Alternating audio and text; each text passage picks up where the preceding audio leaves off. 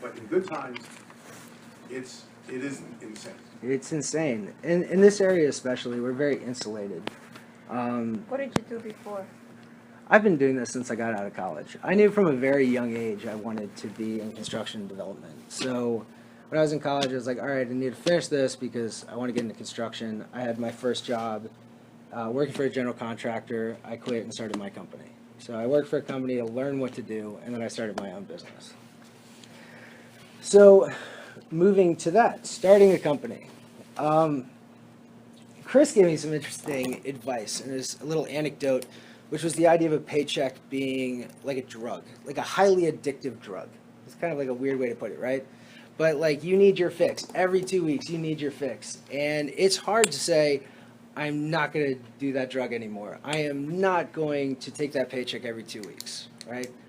Harvard did a study talking about the difference between the upper class and the middle class in terms of understanding wealth and wealth creation. And what they had found was that in the middle class, most people look at it as, I don't have enough to be able to go out on my own. Like I'm constantly saving. So you're constantly saving money until you finally feel comfortable. And by the time you finally feel comfortable, you've lost your chance to do it. Where the upper class goes, yeah, well, I'll find the money. I'll find a way to do it. And that was the biggest differential between the two they found, in terms of their sociology, was that one point, right? Is understanding that it's not about saving. It's about going out there and trying, right? You go out there and try, you'll find the money to do it. You work hard enough, you will succeed. So I usually start this talk, because I've given this a few times, is about setting goals for yourself, and this lines up with starting a business. So I was a wrestler through college, and I went to this wrestling camp when I was in high school. It's sort of a weird tangent. But while I was at the wrestling camp, the guy who was coordinating the camp made us all write down 50 goals, and he'd break them down in terms of 3-month goal, 6-month goal, 1-year goal, 5-year goal. And I thought it was like really stupid. I was like, a 15-year-old kid, and I'm like, what do I know? So you fill them out. And you started going through, and it's like 3-month goal. Well, I'd like to wrestle. Well, 6-month goal. I'd like to win, this tournament. I'd like to win states. I'd like to go to college, off wrestling. And each goal sort of built off, itself. But there's something about like the tactile nature of writing something down, like understanding what your goals are, and having that sort of like lost the word.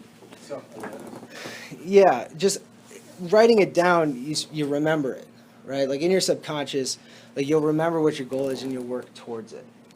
So I bring this up because the first thing people tell you when you start a business is, what's your business plan?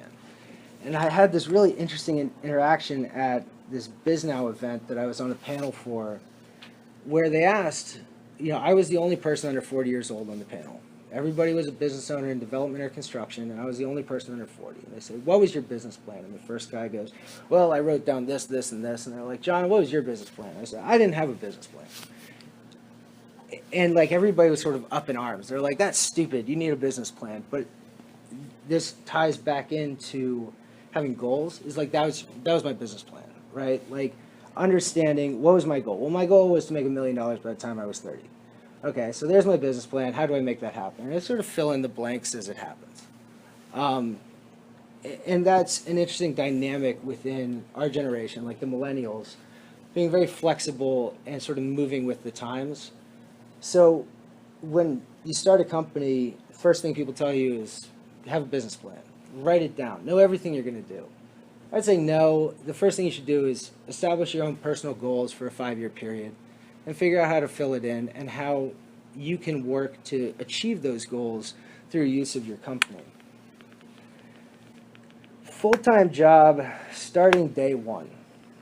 I try to make most of my points using anecdotes. So another one is when I was coming out of college, my father told me that getting a job is a full-time job. So doing your resume and finding employment, that should be a full-time job.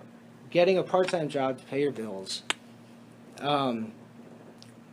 that's not as important as focusing on your final employment. So like get into debt, get into credit card debt, whatever have you, because when you finally get your job, you'll be in a position to pay off that debt that you accrued getting that main level of employment. Starting a company is the same thing, right? You can work for a company and work on the side, and you can say like, oh, well, I'll do this, 2 hours a day after my main job, and I will start my business. Well, you probably won't, right? Like if you want to start a company, quit your job and start a company and work on it all day long, all night long, do everything you can, put every ounce of your being into starting a company, because you will accrue debt, but when it hits, you'll be fine. You'll pay off that debt. That being said, owning a business is the hardest job you'll ever have, but it is really worth it. The day I decided to start my business, I was in Barcelona, and I was at the Museum de Art that was overlooking like the entire city of Barcelona. You could see like the Mediterranean. I was like, this is fantastic. I want to do this every day. So I quit my job as soon as I got back to the States, and I started a company with the idea that I would have more free time to travel the world. I have since been to like 7 or 8 different countries since I started my company, because I figured out that that was sort of my goal. So again, I work constantly. I work 6 days a week. I work 12 hours every day. I'm in the office at 5:30 every morning. I don't leave until about 6:30 every day.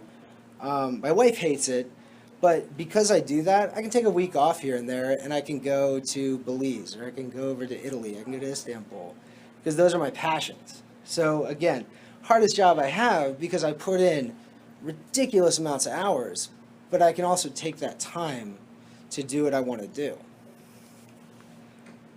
Passion is your most important part of owning a company. You exude passion, right? Like there's those micro twitches you have in your face. There's some neurological thing they have about it, but people can read you, like when you're talking to them, and they can see exactly what you're talking about, and whether you care about what you're talking about or whether you don't care, whether you're lying, you pick it up subconsciously. That being said, if you're not passionate about what you're doing, you're not going to succeed. I'm incredibly passionate about what I do. I love building things. And I think people can see that when they deal with me. And I think that's sort of the metric of success, right? Like you find something that you are very passionate about. All you guys are in a class learning about real estate. I would assume to put the time and money in to get a master's certificate in real estate, you'd be fairly passionate about this, but you got to show it. Right? Like if you want to get into this world, if you want to be an entrepreneur, if you want to be on your own, you got to be passionate about it, because that will show and people will see that, and you will succeed because of that. I have this note on here, which is reputation exceeds resume. And that's kind of like a weird thing to say, because everybody thinks like your resume is what you get, what like gets you out there. After your first job, it doesn't matter where you went to school, what clubs you were in, what volunteer work you did. It doesn't matter. Your first job is what matters. It's the same thing with starting a business, right? Well, I used to work for this company, this company, and this company. Well, that doesn't matter. What did you do on your last project? Well, here's my last project, and I failed. Let's say, well, we're not going to hire you for that project, regardless of what your resume says. So when you're doing a project, whether development, whether it's owning a business, people look at the last thing that you did and judge you based on that. So again, your reputation far more important than your resume. So the last thing you did will say more about you than a piece of paper will. So keeping that in mind when you're starting a business, when you're in this industry, is just knowing that try as hard as you can on every single project, because that last project you did is the most important project. I have on here tireless and thankless. My wife's not here, so she can't attest to that. But I was out on Saturday from 6 in the morning until 5 o'clock, where I had to race home and shower so I could get out to a dinner that we had at like 6 o'clock in DuPont. And she was just like, well, thankfully you made it, but that sucks you were out all day. But it's what you have to do. I mean, you have to put in every waking hour that you can to succeed. If you don't do that, if you're sitting at home, there's somebody else that's at work pushing harder than you are. And it's thankless. Again, my wife does not appreciate when I'm not at home, on the weekends, putting in time at the office. But in the end, it's well worth it. And so I'll end this with a few things. One, have you guys ever heard of the 4 quadrants of personal cash flow? Anybody? So you break it down into quadrants, and I don't have like a board to write it up on, but it's basically looking at cash flow in terms of employment, self-employment, business owner, and investor. And the 4th quadrant being investor, and that's sort of where everybody wants to be. It's understanding of how that works. So if you're employed, you get money and you spend that money, right? So that's the first quadrant. That's where most people are. Again, we want to move to the 4th one. So the next one is self-employment. You work for yourself and you create the money that comes to you. The next one is being a business owner. You own a business, people work for you, and that brings you money.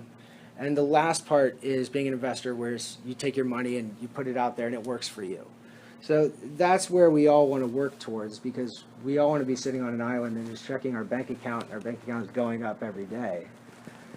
So getting there, though, you have to work through the steps, right? Like, you have to work for somebody. You have to get that experience. Then you move to self-employment. You work for yourself. You're the person that's bringing in all the money for you. Your next step is creating an organization that then that money comes into you. And then once you have enough money that came into you, you can then put that to work, capital investments and, equity investing and that kind of thing. So I found this to be pretty interesting, and I'll leave you with the definition, which is the definition of capitalism. So capitalism is an economic system in which investment in and ownership of the means of production, distribution, and exchange of wealth is made and maintained chiefly by private individuals or corporations. I was at a dinner party the other night with some of my wife's coworkers from the World Bank, and there was this guy named Dilshad who was there, and he was from, one of the former USSR, former Soviet Russian countries. They're telling me how he loves capitalism, but he doesn't feel like he's a part of it. I didn't quite understand that. And he said, well, I'm just an employee. Like, I am not creating or distributing wealth into the economy. I'm simply getting paid for my work.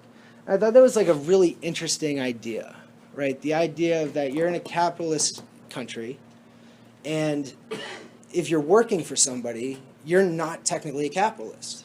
Like, you're not producing wealth. You're not creating wealth. You're not creating cash. So the only way to become a true capitalist is to either be an investor or to start a company and create wealth for other people. And I thought that was very interesting, the idea of wealth creation versus salary.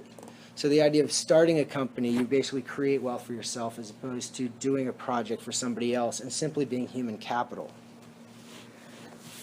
And then a quote from Socrates, the only true wisdom is knowing that you know nothing. And that is the best thing that anybody can take in any situation, is knowing how much you don't know. Because being a business owner is not about being a boss. Your clients and your employees are your boss. So that's all I have for you guys. Thank you very much. That was great. Questions for John? How many of you have a paycheck?